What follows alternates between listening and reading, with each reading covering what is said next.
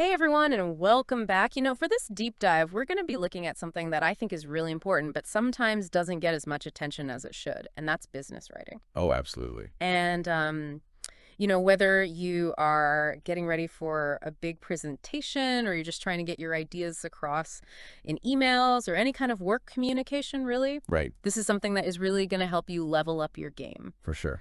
So we are going to be looking at excerpts from a universal class lesson on business writing. Yeah. And it's really fascinating. They get straight to the point Yeah. about how impactful good writing can be. It's so interesting to me how even in today's world where we're always, texting and on social media and everything, Right. that being able to write well Yes. is maybe more valuable than ever. I think that's so true. And it's almost like your writing is your first impression It is. in the business world. Yeah. A poorly written email can be just as damaging as like showing up to a meeting in your pajamas. Oh, absolutely. Yeah. And it's not just about first impressions either. Right. Studies have shown that companies lose so much productivity just because of miscommunication. Wow. A lot of that comes down to poorly written emails and memos and instructions. Yeah. That's a cost that most businesses don't even realize they have. Okay, so let's jump into this universal class lesson. Okay. One of the things they really emphasize is that good business writing, it's not just for like professional writers. Right. It's important in basically every form of communication. Absolutely. Emails, memos, Yeah, customer service, even business plans. exactly. All of it. So whatever your field is, Yeah, this is definitely something that you should be paying attention to. for sure. And one of the things I thought was really helpful in the lesson is this framework they call the 7 C's. Okay. You can think of it like a checklist to make sure your writing is really clear, concise, and effective. Okay, so tell me more about these 7 C's. What's the first one we need to check off? Well, it all starts with clarity. It might seem pretty basic, Right. but so often business writing just doesn't have like a clear purpose or message. Yeah, I've definitely gotten those emails where you're like halfway through and you're like, wait, what are they even asking me? Exactly. Yeah. And every sentence should have a purpose, Yeah. and the reader should never be left guessing what you're trying to say. Right. And then speaking of keeping things streamlined, that actually leads us right into our next C, which is conciseness. Okay, now this is something I definitely struggle with. I tend to get a little wordy sometimes. Oh, you and everyone else. Hmm. We're all just bombarded with so much information these days. True. So being concise is absolutely key. Right. I remember once I got this 5-paragraph email Oh, no. that really could have just been summarized in like 2 sentences. Oh, my gosh. It was so frustrating and such a waste of my time. It sounds like that person needed a little more conciseness in their life. They really did. But yeah, I see how important that is, especially in a business setting. People are busy. Absolutely every word should be working hard to convey your message. Okay, so we've got clarity, we've got conciseness. What's next? Well, this one might seem like a no-brainer, but it's still so crucial, Okay. and that is correctness. Okay. And that's all about the grammar, the spelling punctuation. It's funny because sometimes it's those little details Right. that can really make or break a piece of writing. Totally. Like if you were giving an important presentation and your slides were full of typos, it would totally undermine your credibility. Oh, for sure. Yeah, those errors, they can make you look unprofessional, and they could even change the meaning of what you're trying to say. It's true. So take the time to proofread. Yes. It's worth it. Okay, so we've got clarity, conciseness, and correctness. Okay. What's our next C? All right, so this one's especially important when you're writing in a professional setting, Okay. and that's courtesy. Okay. Remember, you're representing yourself and your company. Right. So always keep a professional and respectful tone. Even if you're dealing with a really difficult situation, Yeah. keep it courteous. That makes sense. You don't want to burn bridges Exactly. just because of a poorly worded email. Right. It's all about building those relationships even through your writing. So true. Okay, so now this next C, I feel like this could be a little bit tricky, It can be. and that is conversational. Yes. Now, does this mean like we should be writing like we're texting our friends? I'm picturing emojis in a business proposal. No, not quite. Okay, good. It's more about finding that balance between professional Yeah. and approachable. Okay. You know, you want your writing to engage the reader Yes. and make them feel like you're having a conversation. Right. Even if it's just through an email or a report. So it's like finding that sweet spot Exactly. where you're professional but not stuffy. Yes. You're informative but not like robotic. Yeah, and that can be tough. Yeah. But the more you practice, the easier it gets. Okay, so what's our next C? All right, this one is all about getting people on board with your ideas. Yep. And that's convincing. Ooh, I like this one.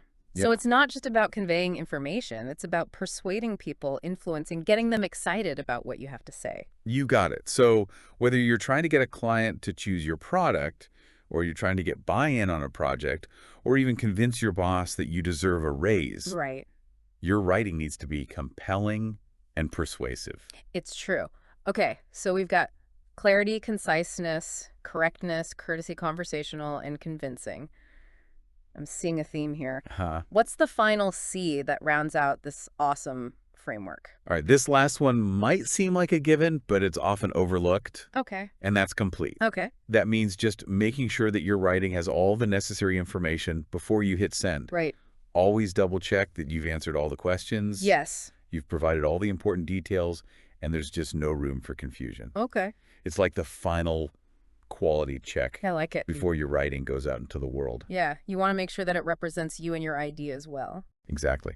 And speaking of things that can kind of dim your light a little, Oh. the universal class lesson also goes into the top 10 mistakes that people make when they're writing for business. Okay, I'm all ears because I'm sure I've made a few of these. Oh, I think we all have. So, what's the first mistake we need to watch out for? Well, this is a big one, and one that so many of us are guilty of. Okay. Using too many words. Oh, yeah. It's like we think that longer sentences and more complicated language makes us sound smarter, Right. but it really just makes our writing harder to follow. Yeah, I've been there sometimes. I really have to go back and edit and be like, okay, how can I say this in a more simple way? We all do. Hmm. The best business writing is clear and concise. It just gets straight to the point. Right. And that actually reminds me of another mistake on the list. Okay. The overuse of jargon and cliches. Oh, man. I Jargon. know. I work in a pretty technical field, Yeah. and sometimes I catch myself using all these words that anyone outside of my industry would be like, what are you talking about? I totally get it. It's easy to forget that not everyone speaks the same language, Right. particularly in those specialized fields. Yeah. And cliches, they just make your writing sound so tired and unoriginal. It's like wearing last year's fashion trends. Exactly. Okay, so we've got wordiness, we've got jargon cliches. What's next on this list of writing faux pas? This one can trip up even the most experienced writers. Oh, no. Punctuation mistakes. Yeah. You'd be surprised how a misplaced comma or like a missing apostrophe Right. can completely change what you're trying to say. Yes, and it just makes your writing look sloppy, It does. even if the content is good. Exactly. And that leads us to a related mistake, which is grammar errors. Okay. Things like subject-verb agreement and tense consistency. Right. They might seem small, but they can make your writing really confusing, Yeah. and they can undermine your credibility. So it's not just about sounding smart, it's about being accurate and reliable. You got it. And while we're on that topic, let's not forget about spelling mistakes. Oh, yeah. In the age of spell check, Right. there's really no excuse. Especially in important documents like contracts Oh, or yeah. proposals. Absolutely. It just looks like you didn't even try. It does. It shows a lack of attention to detail, Right. which unfortunately brings us to our next mistake, overuse of flowery language. Ooh. You know, sometimes people try to impress with big words and complex sentences, Yeah. but it often just backfires. It's like they're trying too hard. They are simple and straightforward. Language is always more effective I agree. in business writing. Okay, so we've got wordiness, jargon, cliches, punctuation, grammar, spelling, flowery language. What else should we be watching out for? This one can really bring down the energy of your writing. Okay. Too many negative expressions. Okay. You know, when you focus on what you can't do or what's wrong, Right. it just creates this negative tone that's not very persuasive. Yeah, I've definitely noticed that when I'm reading something and it's just negative, negative, negative. Yeah. It's like, oh gosh, this is kind of a bummer. It is. It's much more effective to focus on solutions and possibilities. I like that. Instead of saying, you know, we can't launch the product until next month, you can Mm. say, we're so excited to launch the product next month. Yeah, that's a much better way to phrase it. It is. It's all about framing. Okay, so we're getting close to the end of this list. We are. What are the last couple of mistakes that we really want to avoid? This one can be a real deal breaker. Okay. Lack of clarity. Hmm. This happens when writers use really vague language, Okay. or they avoid taking a clear stance, Right. or they just fail to get to the point. It's like trying to navigate without a map. Exactly. You need a clear destination Yes. and directions to get there. Okay, so clarity is key. It is. And then finally, and unfortunately this one still happens, Uh, using a condescending tone or sexist language. It's kind of shocking that this is still an issue, It is. but it is. It is. And your business writing should always be respectful and inclusive no matter who you're communicating with. Absolutely. It's about treating everyone with professionalism and courtesy, Yes. both in person and in writing. Exactly. And, going through this list of mistakes actually reminds me of this funny story from early in my career. Okay. I sent this email to my boss, and it was full of jargon and overly complicated sentences. Oh, no. I thought it sounded so brilliant. Yeah. But he called me into his office, and he was like, I have no idea what you're trying to say in this email. That's got to be a humbling experience. It was, but it was such a good lesson. Yeah. It taught me that clarity and simplicity Right. are so much more important than trying to sound impressive. That's a great story, and I think it shows that we all make these mistakes. We did. But the key is to learn from them Absolutely. and try to improve. For sure. And, writing is a skill. It is. It takes time and practice to develop. Absolutely. It's not something you just learn overnight. So true. And it's a skill that is so worth investing in. It is. No matter what you do or where you are in your career, I agree. strong writing skills can really make a difference. It can. Now, I'm curious, have you ever received any feedback on your business writing that was particularly helpful or surprising? Now that you mention feedback, I actually had a mentor early in my career Okay. who gave me some of the best writing advice I've ever received. Oh, wow. What was it? She told me to just imagine that I was explaining my ideas to a friend over coffee. That is such a great analogy Yeah. because it really emphasizes writing in a way that's clear and engaging Yeah. and easy to understand. Yeah. It takes the pressure off of trying to sound super formal or academic. Exactly. And it reminds you that you're writing for a real person, Right. even if it's a business email or a Yes. formal report. Absolutely. So I think that's great advice. It is. And, speaking of keeping things real, I think it's time that we bring this back to our listener. We've talked about the 7 C's and the top 10 mistakes. But what does this all mean for someone who's actually trying to improve their business writing in the real world? Right. Like, it's one thing to understand these concepts, Yeah, but it's another to actually apply them. exactly. So here's a challenge for you, dear listener. Okay. Take a piece of writing you've done recently, Okay. maybe an email or a report or even a social media post, Yeah. and analyze it through the lens of the 7 C's. Ooh, I love that. You ask yourself, is it clear? Is it concise? Is it correct? Courteous, conversational? Convincing, and complete? It's like doing a little writing audit It is. to see where you can shine and where you might need to polish things up a bit. Exactly. And as you're going through this process, just remember that writing is an ongoing journey. So true. There's always room for improvement. Yeah. And that's what makes it so exciting. It's like any skill, the more you practice, the better you become. Absolutely. And Mhm. don't be afraid to experiment and find your own voice. That's great advice. The best business writing is authentic, and it reflects the personality of the writer. Yes, I love that.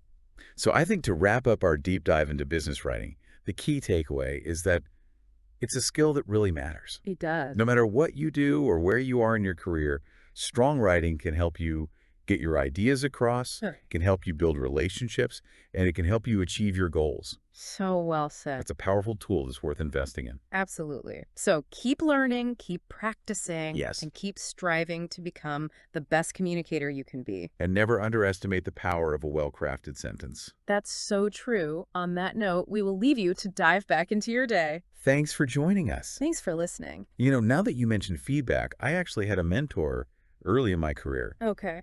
who gave me some of the best writing advice I've ever received. Oh, wow. What was it?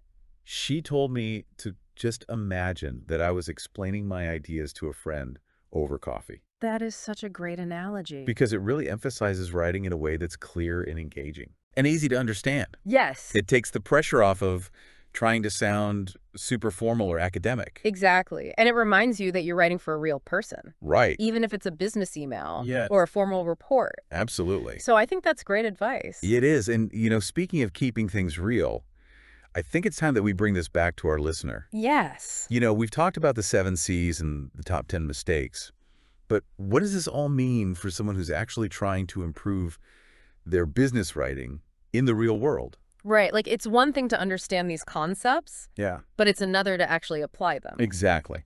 So here's a challenge for you, dear listener. Okay. Take a piece of writing you've done recently, Okay. maybe an email or a report, or even a social media post, Yeah. and analyze it through the lens of the 7 Cs. Ooh, I love that. Yeah, ask yourself, is it clear? Is it concise? Is it correct? Courteous, conversational, convincing, and complete.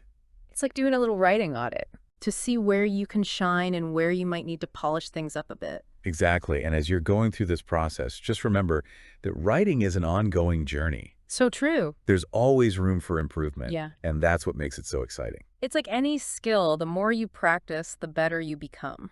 Absolutely. And don't be afraid to experiment and find your own voice. That's great advice. The best business writing is authentic and it reflects the personality of the writer. Yes, I love that. So I think to wrap up our deep dive into business writing, the key takeaway is that it's a skill that really matters. It does. No matter what you do or where you are in your career, strong writing can help you get your ideas across, it can help you build relationships, and it can help you achieve your goals. So well said. It's a powerful tool that's worth investing in. Absolutely. So keep learning, keep practicing, Yes. and keep striving to become the best communicator you can be. And never underestimate the power of a well-crafted sentence. That's so true. On that note, we will leave you to dive back into your day. Thanks for joining us. Thanks for listening. Yeah, early in my career, I had a mentor who told me to imagine I was just explaining my ideas to a friend over coffee. Oh, that's great. It really helps you to kind of like simplify things and It takes the pressure off. yeah, and make it more conversational. Yeah, and it reminds you that you're writing for a real person. Exactly. Even if it's like a business email or a report. For sure. Speaking of keeping things real, Yes. I